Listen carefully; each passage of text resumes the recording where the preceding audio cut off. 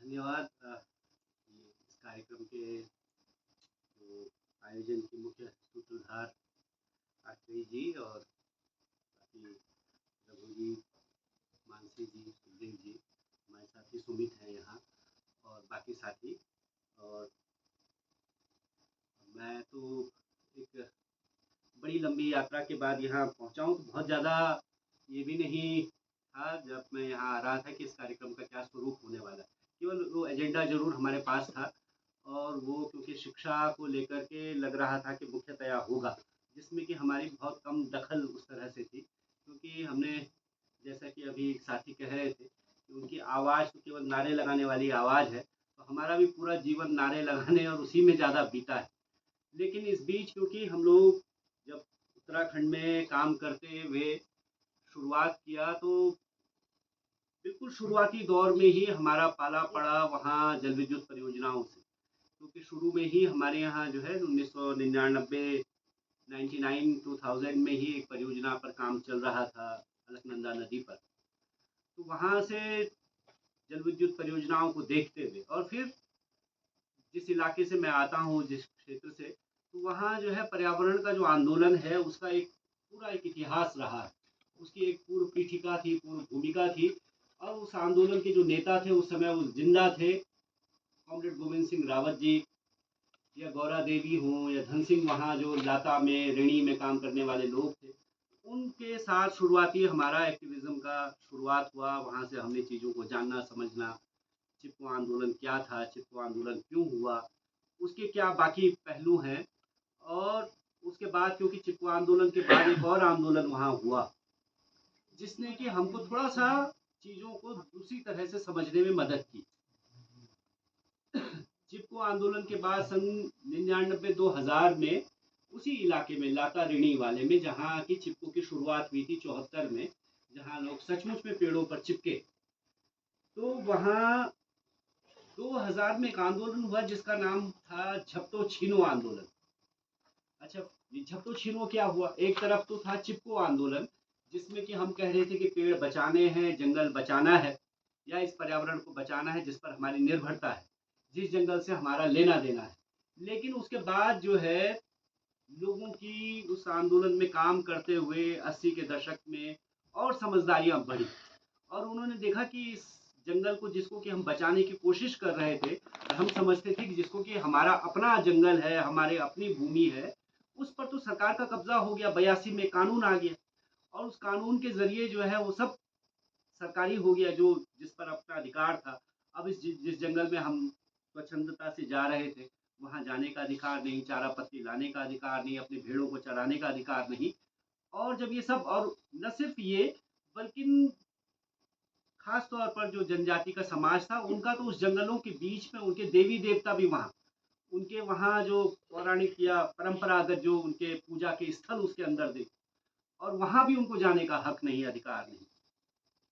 तो इस कंट्राडिक्शन से, इस विरोधाभास से जूझते हुए कि जिसको बचाने की हमने लड़ाई लड़ी वही हमारे हाथ से छिन गया, इस विरोधाभास को समझते हुए और इसके बाद उन्होंने 99 में ये वाला आंदोलन जिसको मैं कह रहा हूँ झपटो छीनो आंदोलन, जिसका अर्थ था, जिसका शब्द ही इन्होंने दिया, जिन्होंने हमारे, अब इतिहास तो खैर चिपको का तरह तरह से गुहा साहब ने अलग लिखा, बाकी लोगों ने अलग लिखा और उसके अलग अलग प्रणेता हैं और उसके अलग अलग दावेदार भी हैं, अलग अलग उसके वो भी। लेकिन जिन लोगों को पुरस्कार नहीं मिला, जो पर्यावरणविद के तौर पर नहीं जाने गए, जिनको सरकारों ने अनुग्रहित नहीं किया, वो लोग, तो उन लोगों ने ही जिन्होंने चिपको की लड़ाई लड़ी, वही लोग ये मानते हुए कि हम ठगे गए, हमको छला गया, उन्होंने ही ये झपटो छीनो आंदोलन शुरू किया, जिसका अर्थ था इस जंगल पर झपटो और इसको छीनो सरकार से, इस पर हमारा हक है। तो ये वाला आंदोलन वहाँ शुरू हुआ और उस आंदोलन के दौरान लोग जो है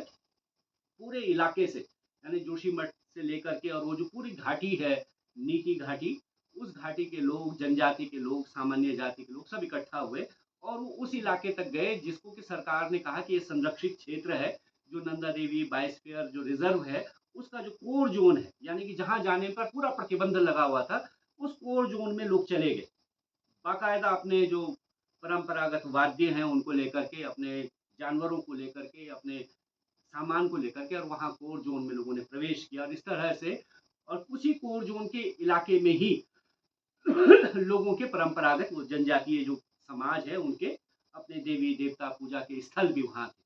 और जब वो वहाँ गए सालों बाद, यानी कि 74 के बाद जब वहाँ प्रतिबंध लग गया, 82 में, 82 के बाद जब वहाँ पहुँचे वो दसियों साल बाद, तब उन्होंने देखा कि इस क्षेत्र में जहाँ हमारा रोज आना जाना था, जहाँ हमारे पशु यहाँ आते थे, हम लोग यहाँ आते थे, और वहाँ उन्होंने देखा कि वहाँ तो शिकारियों के फंदे लगे हुए, पिथौरागढ़ की तरफ से इधर से वहाँ शिकारी आते थे, और उन्होंने कस्तूरा मृग खत्म कर दिया, वहाँ के बहुत सारे जो संरक्षित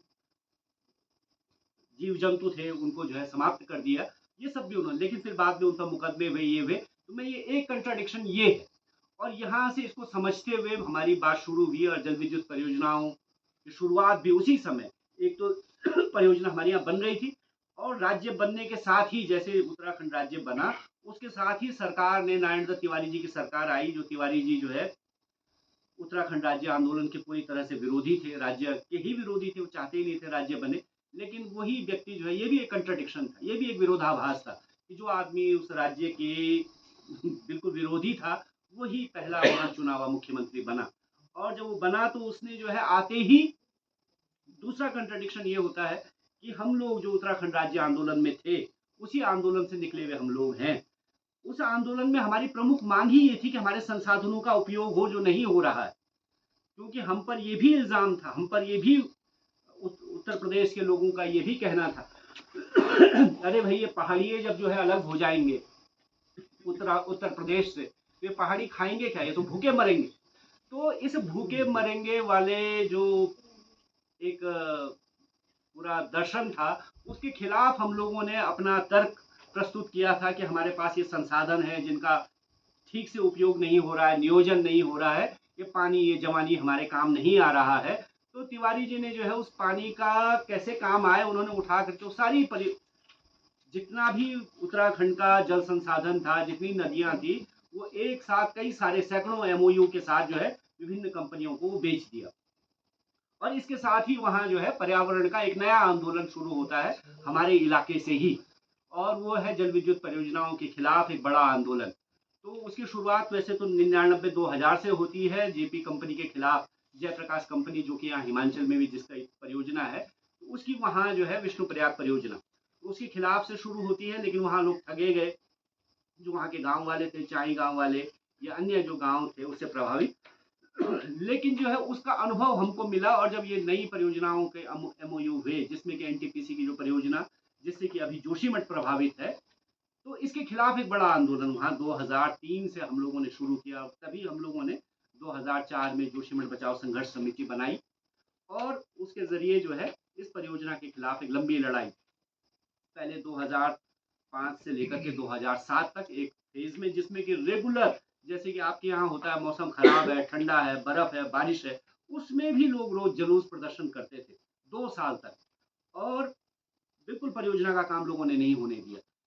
उसके बाद जो है 2007 के बाद जो है 2009 तक उसमें शांति रही, और 2009 में दिसंबर के महीने में जब उस परियोजना की सुरंग में सुराख हो गया, उसमें से 700 लीटर पानी पर सेकंड निकलने लगा, उस परियोजना की जो टीवीएम मशीन है वो जब वहाँ अंदर सुरंग में फंस गई, उसके बाद फिर एक नया आंदोलन 2010 में दिसंबर महीने की से हम लोगों ने शुरू किया, 2009 के दिसंबर से, और वो पूरा 3 महीने का धरना प्रदर्शन के बाद एनटीपीसी के साथ हमारा एक समझौता हुआ, उस पर वो समाप्त हुआ। तो पर्यावरण के आंदोलनों का ये एक नया फेज था। लेकिन इसके साथ ही जब ये सब चल रहा था, तभी हम देख रहे थे केवल ये परियोजनाएं जोशीमठ में नहीं, बल्कि पूरे उत्तराखंड में इन परियोजनाओं का जाल बिछ रहा है। उसके अलावा चौड़ी सड़कों का की योजनाएं बन रही हैं, तमाम जगहों पर पेड़ काटने से लेकर के तमाम चीजें हो रही हैं। उसी दौर में उत्तराखंड की अलग अलग जगहों पर ये सब चल रहा है। लेकिन जो ये वाली जो फिनोमिना है, जो अभी जोशीमठ में 2021 की दिसंबर से शुरू हुआ, जिसमें कि हमारे घर मकानों में दरारें आना, वहाँ जमीन का धंसना, लैंड सब्सिडेंस, ये जो हुआ, इसके पीछे जो है हम लोगों ने उसी को कारण माना है, जो वहाँ से सुरंग गुजर रही है। अच्छा, इस कारण के पीछे अभी, क्योंकि इस पर तर्क देना इसलिए जरूरी हो जा रहा है कि अभी क्या हुआ कि जब हम लोग इस लड़ाई में थे, तो हमने शुरू से ही 2000 21 की दिसंबर महीने में जब हमने नवंबर महीने में हमने पहला प्रदर्शन किया कि घर मकानों में जो शुरुआती दरारें आई 14 मकानों पर, उस प्रदर्शन के बाद जो पहला ज्ञापन हम लोगों ने दिया, उस ज्ञापन में मुख्य मांग जो उसकी है, पहली मांग और मुख्य मांग यही है, पूरे इलाके का आप एक व्यापक सर्वेक्षण कराएं, उच्च स्तरीय कमेटी गठित करें और एक सर्वेक्षण हो। ये उसकी मांग है। ये मांग पूरी नहीं होती है। जनवरी, फरवरी, मार्च, अप्रैल, मई, फिर मई में हम एक स्वतंत्र वैज्ञानिकों की एक टीम गठित करते हैं और वो स्वतंत्र वैज्ञानिक, जिसमें कि डॉक्टर रवि चोपड़ा के निर्देशन में डॉक्टर नवीन जुयाल, डॉक्टर एस.पी. सती, डॉक्टर शुभ्रा शर्मा, जो कि स्वतंत्र तौर पर आकर के हमारे यहाँ सर्वे करते हैं, वो सर्वे की रिपोर्ट हमको देते हैं, हमारे संघर्ष समिति को, वो हम सरकार के सामने रखते हैं।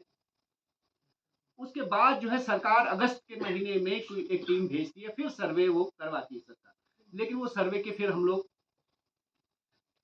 खिलाफ हम अपनी एक आलोचना प्रस्तुत करते हैं, क्योंकि उसमें सारा दोष जो है लोगों पर डाल दिया जाता है और परियोजना को पूरी तरह बरी कर दिया जाता है।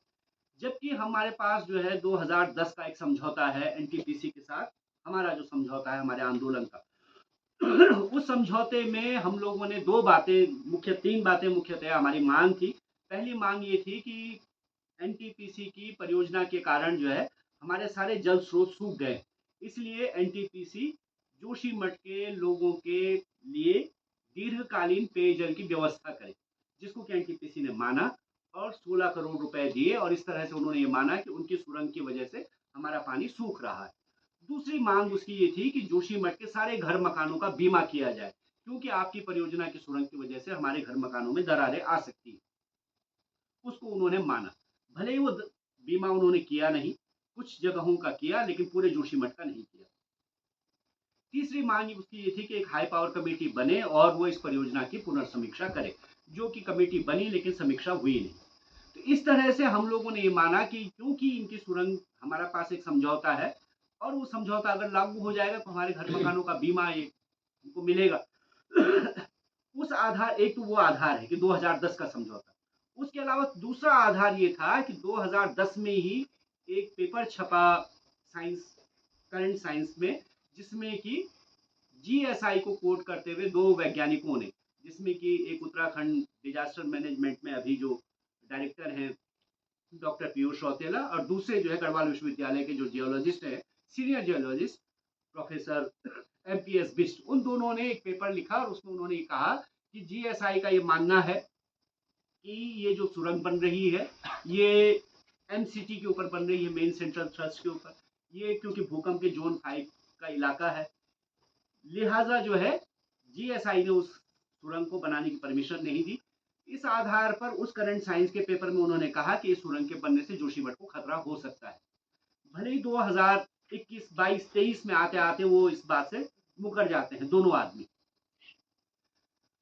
अब जो ये हमारा जो मांग थी, उसके आधार पर केंद्र सरकार ने 8 संस्थाओं को जोशीमठ भेजा, और जोशीमठ भेज करके उन्होंने उसका जो है जीएसआई से, आईआईटी रुड़की से, सीबीआरआई से, ये वाडिया इंस्टीट्यूट से, इसरो से, इन सब से एक अध्ययन करवाया। उन सब की एक रिपोर्ट, 8 संस्थाओं की रिपोर्ट आ गई फरवरी महीने में, लेकिन वो रिपोर्ट जारी नहीं हुई। उसके लिए लगातार हम लोग मांग करते रहे, लड़ते रहे। मुख्यमंत्री से 3 बार वार्ता हुई, तीनों वार्ताओं में ये बात हुई कि भाई आप उस रिपोर्ट को पहले जारी कीजिए ताकि हमको पता चले कि स्थिति क्या है। नहीं हुई। बाद में जो है हाई कोर्ट के दबाव में वो रिपोर्ट अभी 20 दिन पहले बाहर आई। वो रिपोर्ट आई है तो अभी भी सरकार के पास कोई क्लू नहीं है कि उस रिपोर्ट के आधार पर करना क्या है। केवल उन रिपोर्ट के जरिए जरूर कहा गया कि एनटीपीसी को क्लीन चिट दे दी गई है, यानी कि जोशीमठ में जो आपदा आई है उसमें एनटीपीसी दोषी नहीं है।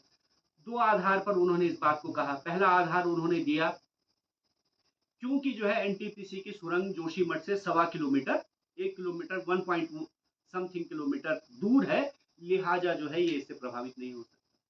दूसरा पॉइंट उन्होंने दिया क्योंकि 2 जनवरी की रात को जो पानी रिसाव हुआ जोशीमठ के ठीक नीचे से और ये माना गया कि वो जो पानी का रिसाव हुआ उसी से जो है 2 जनवरी की रात सबसे ज्यादा सब्सिडेंस हुआ है। तो लिहाजा जो है हम लोगों का भी आरोप था कि वो जो पानी आ रहा है उसका कलर ऐसा है, उसका रंग ऐसा है, वो बिल्कुल मटमैले रंग का, जैसे सीमेंट मिला हुआ पानी हो ऐसा पानी आ रहा है, और ये पानी का ठीक वैसे ही कलर है जैसा पानी जो है 2021 की आपदा में 7 फरवरी को सुरंग के अंदर गया था। तो सुरंग के अंदर फंसा हुआ पानी जोशीमठ के नीचे निकल रहा है और इसलिए हमने कहा कि ये मुख्यतया एक दोषी है। लेकिन सिर्फ यही एक कारण नहीं था, इसके अलावा 2-3 और बातें थी। इसके अलावा हम लोगों ने एक जो है प्रेस कॉन्फ्रेंस में एल&टी कंपनी के द्वारा जारी एक डॉक्यूमेंट भी जारी किया था, जिसमें एल&टी कंपनी के जो वैज्ञानिक थे उनका भी ये कहना था कि एनटीपीसी की सुरंग जो है ठीक नहीं है और इससे खतरा हो सकता है। उसमें डिटेल है, वो बहुत लंबी बातचीत हो जाएगी। तो इन आधारों को, जो आधार हमने दिए, 2010 का समझौता, 2010 का करंट साइंस का पेपर, उसके अलावा डॉक्टर नवीन जुयाल, डॉक्टर रवि चोपड़ा, डॉक्टर पांगती जो जीएसआई से अभी रिटायर होकर के आए हैं, डॉक्टर डायरेक्टर थे उस वहाँ जीएसआई में, उन सब लोगों ने एनटीपीसी को जिम्मेदार माना जोशीमठ के सब्सिडेंस के लिए। इन सब लोगों ने जो तर्क दिए हैं, इसको कहीं वो रिपोर्ट्स खारिज नहीं करती। उन रिपोर्ट्स को भी जब हम देखते हैं, बहुत लंबी 200-250-300 पेज की रिपोर्ट्स हैं, उनको भी जब हम देख रहे हैं तो उनमें भी कहीं ये बात पूरी तरह से खारिज नहीं की गई। उसमें भी कहा गया, जीएसआई का जो डॉक्यूमेंट है उसमें वो कह रहा है कि अभी हमने केवल जनवरी से इतने जनवरी तक का अध्ययन किया है, इसमें और अध्ययन की जरूरत है। आईआईटी रुड़की का पेपर भी कह रहा है कि अब इसमें और अध्ययन करने की जरूरत है। यानी कोई भी चीज वो जो है ना, उसको अभी पूरी तरह नकार नहीं रहे। लेकिन उसके बावजूद जो है सरकार ने और मीडिया ने ये इंप्रेशन देने की कोशिश की, ये कहने की कोशिश की कि जोशीमठ में जो हो रहा है उसके लिए ये एनटीपीसी की जो टनल है वो जिम्मेदार नहीं है। भले ही हाई कोर्ट ने ये कहा कि जोशीमठ में, और हाई कोर्ट ने क्या कहा, हम लोगों ने भी इस बात की मांग की कि जोशीमठ के इलाके में अब किसी भी तरह के भारी निर्माण नहीं होने चाहिए। किसी भी तरह का वहां भारी निर्माण का कार्य उस इलाके के भविष्य के लिए खतरनाक है। इस आधार पर हम अभी भी कह रहे हैं, जब भारी निर्माण कार्य सरकार भी मान रही है, सीबीआरआई इस बात को कह रही है, सुप्रीम कोर्ट ये कह रहा है कि हिमालय में बहुत सारी जगह, उसमें हिमाचल के भी कुछ शहर उन्होंने शामिल किए हैं, और उन्होंने बाकी जगह हिमालय क्षेत्रों में भी कहा है कि यहाँ जो है, जो पृथ्वी की भार क्षमता है उससे ज्यादा निर्माण कार्य हो चुका है, इसीलिए अब जो है यहाँ आगे जो है पृथ्वी की भार क्षमता के मद्देनजर रखते हुए निर्माण कार्य भविष्य में किए जाने चाहिए। हमने उससे पहले ही जनवरी के महीने में जब आप लोग आए और हमारे ज्ञापन में ये बात है, मुख्यमंत्री के साथ जो हमारी वार्ता हुई उसमें हम लोगों ने इस बात को कहा। आपदा प्रबंधन का जो सचिव है उत्तराखंड में, डॉक्टर सिन्हा, उनके सामने हमने कहा कि जोशीमठ में आप किसी भी तरह के भारी निर्माण कार्य को रोक दीजिए। और वो एक समझौता 5 जनवरी को हमारा हुआ, जिसकी वजह से वहाँ सारे निर्माण कार्य अभी तक रुके हुए। हमने कहा भविष्य में भी नहीं होना चाहिए। इस आधार पर हम कह रहे हैं कि जब किसी भी तरह का भारी निर्माण कार्य वहाँ नहीं होना चाहिए, तो एनटीपीसी की सुरंग का काम भी क्यों होना चाहिए, वो भी भारी निर्माण कार्य है। ये तर्क अभी भी हमारे पास है। लेकिन जो है केवल यही एक बात नहीं है, हम देख रहे हैं अभी परसों हम लोग एक मीटिंग में थे, ऑनलाइन वार्ता में, जिसमें कि सिक्किम के साथी भी शामिल थे। दूसरी एक बंगाल के साथियों के साथ हमारी वार्ता थी, उसमें भी सिक्किम के एक साथी वहाँ मौजूद थे। तो उन सब बातचीत में भी ये बात आ रही है कि वहाँ भी जो हुआ है सिक्किम में तो अगर जो है वो एक बात तो एनडीएमए कह रहा है कि एनडीएमए ने अभी एक बयान जारी किया जिसमें एनडीएमए ने कहा कि सिक्किम में जो घटना हुई, अगर वहाँ जो है अर्ली वार्निंग सिस्टम होता, यानी कि अग्रिम चेतावनी प्रणाली वहाँ होती, तो शायद है कि इतने लोगों की मृत्यु वहाँ नहीं होती। बल्कि अभी तो और डिटेल उसका आ गया है, जिसमें कह रहे हैं कि आईटीबीपी का एक आदमी था जिसको वहाँ ऊपर पता चल गया, उसने अपने कमांडेंट को नीचे बता दिया। कमांडेंट ने जाकर के बांध वालों को जाकर के बताया 10:50 पर रात को कि आप ये बांध के गेट खोल दीजिए, वहाँ ऊपर से ऐसा झील का पानी टूट गया, वहाँ जो है आईटीबीपी का जो कैंप है वहां तक पानी चला गया। तो अगर वो गेट भी टाइम पर खोल देते तो शायद तब भी इतना नुकसान नहीं होता, बांध खाली हो चुका होता। यही सेम चीज वहां ऋणी में हुई 2021 की आपदा में। अगर वहां भी जो है अग्रिम चेतावनी प्रणाली होती, अर्ली वार्निंग सिस्टम होता, तो 200 से ज्यादा लोगों की मृत्यु नहीं होती। ये इसके बावजूद था, जैसे सिक्किम में कहा गया था कि आप लगाइए ये प्रणाली, ये वहां 2 बार उनको जो है चेतावनी दी गई थी आप लगाइए, उन्होंने नहीं लगाया। ऐसी एनटीपीसी को भी 2013 की जब आपदा आई, उसके बाद एक हाई पावर कमेटी गठित हुई डॉक्टर रवि चोपड़ा की अध्यक्षता में। उन्होंने कहा पहले तो जो है एमसीटी के ऊपर, ये जो हिमालय का जो पूरा ऊपरी बर्फ वाला इलाका है, यहाँ जो है कोई भी बांध नहीं बनना चाहिए। इन्होंने कहा कि भाई ये जो 2 बांध हैं, एक तो एनटीपीसी वाला और एक टीएचडीसी वाला, इसमें 50% से ज्यादा काम हो चुका है। ये तर्क हम हर जगह देते हैं। जबकि एनटीपीसी का विरोध हम कह रहे हैं 2003 में ही शुरू हो गया, तो आपने उसको शुरू ही क्यों किया काम। लेकिन चलिए हो गया। उन्होंने कहा अगर ऐसा है 50% काम हो गया तो आप अर्ली वार्निंग सिस्टम और ये नॉर्म्स का पालन कीजिए। अगर उन्होंने वहाँ वो लगा लिया होता तो इतने लोग नहीं मरते। जैसा यहाँ हुआ है सिक्किम में, ठीक ऋणी में जब आपदा शुरू हो गई, वहां से जब बांध का पानी टूट गया, वहां जब बाढ़ शुरू हो गई, जब वहां ग्लेशियर टूट गया, लोगों ने लाइव वीडियो बनाया है। लाइव में दिखाई दे रहा है कि ऋणी में पानी आ गया है और ऋणी से तपोवन की दूरी लगभग 6 किलोमीटर है। वहां से पानी वहां तपोवन पहुंचने में 20 से 25 मिनट लगा। उस 20-25 मिनट में अगर लाइव वीडियो देख करके वो लोगों को हटा देते, 140 से ज्यादा लोगों की जान बच जाती, लेकिन उन्होंने वो नहीं किया। इस तरह से हम लोगों ने एनटीपीसी पर गैर इरादतन हत्या का मामला दर्ज करने की रिपोर्ट दर्ज करवाई, एफआईआर की कॉपी दी यहाँ थाने में। जब वो एफआईआर नहीं हुई तो हमने हाई कोर्ट में अपील की। हाई कोर्ट में हम लोग गए तो उन्होंने जो है कि आप एनजीओ वाले नहीं हैं, आप एक्टिविस्ट नहीं हैं, आप इसको साबित कीजिए, इस आधार पर हम पर जुर्माना लगाए। भले ही हमने कहा आप हमें समय दीजिए तो हम साबित करें कि हम हैं कि नहीं। अब बाकी हम कुछ हो ना हो, हम इस देश के नागरिक तो हैं, उसका हमारे पास कार्ड है, उसके प्रूफ है, लेकिन इसको नहीं सुना गया। फिर उसके खिलाफ फिर हम सुप्रीम कोर्ट गए। तो कोर्ट का जो रवैया, बाकी जो ये चीजें हैं, और ये न सिर्फ सिक्किम में, न सिर्फ हिमाचल में, न सिर्फ उत्तराखंड में, बल्कि सभी पूरे हिमालयी राज्य जो है, जिसको कि अभी आप सब लोगों ने भी दर्ज किया है कि ये जो विकास का जो अंधा हाथी है, जो सब कुछ कुचलता हुआ चला जा रहा है, और उसका जो है अभी दंश हिमाचल ने झेला। उससे पहले हम लोग लगातार हर साल हर मौसम की बरसात में, पहले जो है जिस बारिश को हम देखते थे कि सामान्य बारिश हो रही है, अब हर बरसात में जो है कम से कम 15-20 बार जो है बादल फटने वाली बारिश हो जा रही है, जिसको कि रेयर, मतलब हमारे बचपन में, हमारे आज से 20 साल पहले बहुत कम हम लोग सुनते थे कि ऐसे बादल फटने वाली बारिश हो रही है। अब तो सारी बारिशें वैसे ही हो रही है, और जहां बादल फट रहा है वो पूरा इलाका साफ हो जा रहा है। और जो निर्माण भी है उसको लेकर के भी जो अथॉरिटीज हैं, जो हमारे जैसे हिमाचल में कहा जा रहा है, अभी एक साथी आपने भी कहा कि हाँ लोगों ने नालों पर, नदी के किनारे और ऐसी जगहों पर घर बना लिए। हमारे यहाँ भी बने, लेकिन उसके लिए कोई जिम्मेदार अथॉरिटी तो होगी जो रोके उसको, जो बोले कि आप यहाँ घर बनाइए, यहाँ ना बनाइए। कहीं नगर पालिकाएं हैं, कहीं ग्राम पंचायतें हैं, कहीं महानगर पालिकाएं हैं, निगम है, तो वो अथॉरिटी है, वो क्यों बनने दे रहे हैं ऐसे घर? वो 3 मंजिल से ज्यादा ऊंचे घर बनने की परमिशन दे कौन रहा है? तो वो सरकार ही दे रही है, वही सरकार आपको परमिशन देती है, वही सरकार फिर आपको दोषी सिद्ध करके कहती है कि आप अब जो है आपको मुआवजा भी नहीं मिलेगा क्योंकि आपने गलत घर बना लिया या आपने ऊंचा घर बना लिया। तो जब हम बना रहे थे तब भी आपके कोई ऐसे नियम कानून लागू नहीं थे। और जब आपदा आ जा रही है, अभी हम सिक्किम के संबंध संदर्भ में बात कर रहे थे, जब उन्होंने कहा कि साहब मुआवजे का क्या मामला है, मुआवजा कैसे मिलेगा, कितना मिलेगा, क्या उसके नॉर्म्स हैं। तो मुआवजे को लेकर के भी एक जो है यूनिफाइड कोई नीति नहीं है। सेंट्रल गवर्नमेंट का एक जरूर आपदा, सेंट्रल गवर्नमेंट की एक जो है विस्थापन पुनर्वास नीति है 2007 वाली, लेकिन वो विस्थापन पुनर्वास नीति को भी कोई भी स्टेट गवर्नमेंट सीधे लागू नहीं करती। अगर वो उसको भी सीधे लागू कर दे तब भी लोगों को कुछ तो ठीक ठाक मिल जाए।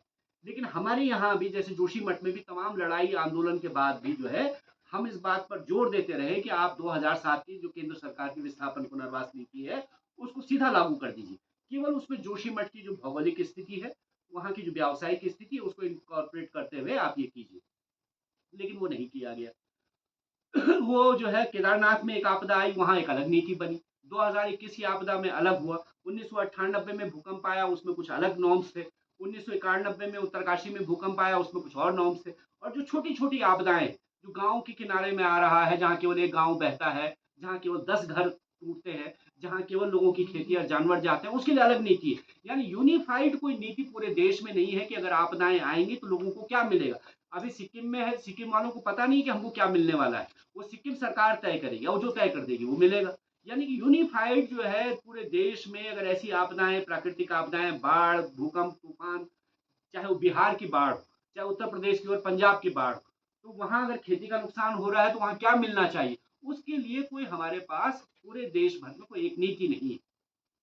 तो ये इससे भी लोग जूझ रहे हैं। वो सिक्किम वाले इस बात से परेशान है, हम लोग इस बात से परेशान थे, लेकिन हमारे यहाँ क्योंकि आंदोलन हुआ, लड़ाई हुई, तो घर मकान का मुआवजा हमको ठीक ठाक मिला। लेकिन अभी भी जमीन का तय नहीं है, जमीन मिलेगी कि नहीं मिलेगी, कितनी मिलेगी, जमीन का पैसा, जो हमारी जमीन चलेगी उसका पैसा मिलेगा नहीं मिलेगा।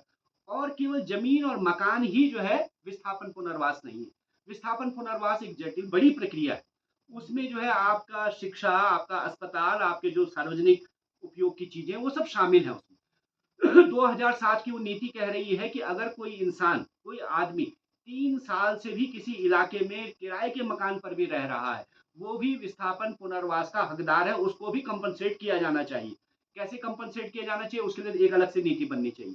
हर एक आदमी से पूछा जाना चाहिए, चाहे वो कोई मजदूर है और कोई जो है होटल का मालिक है, कि भाई तुम किस तरह का मुआवजा चाहते हो, किस तरह का पुनर्वास चाहते हो। ये उस आदमी से इंडिविजुअली पूछा जाना चाहिए, एक सोशल इम्पैक्ट सर्वे किया जाना चाहिए और उसके आधार पर ये आपका पुनर्वास विस्थापन होना चाहिए। लेकिन अभी जोशीमठ में इतनी लड़ाई के बावजूद, जो लड़ाई की देश में चली गई, वहां भी जो है मुआवजा विस्थापन पुनर्वास को लेकर के कोई सोशल इम्पैक्ट सर्वे नहीं किया गया। सरकार ने, केंद्र सरकार ने एक बड़ी टीम 40 लोगों की भेजी थी पोस्ट डिजास्टर मैनेजमेंट के अध्ययन के लिए। उनके सामने भी हमने इस बात को रखा कि अभी तक यहाँ सोशल इम्पैक्ट सर्वे नहीं हुआ, वो आज तक भी नहीं किया गया। तो ये सारी चीजें, ये सारे पहलू आपदा से जुड़े हुए ही हैं, इनको समझने की, एकजुट होकर के बात करने की, मिलने की, और आगे भी इस पर बहस की जरूरत रहेगी। केवल एक सेमिनार से, एक से भी ये नहीं होगा, और भी इस पर बहुत ज्यादा बात करने की जरूरत है, क्योंकि हम लगातार आपदाओं से घिरे हुए हैं और लगातार हम इसके मुहाने पर हैं। और जैसा आप कह रहे हैं कि मौसम के बदलाव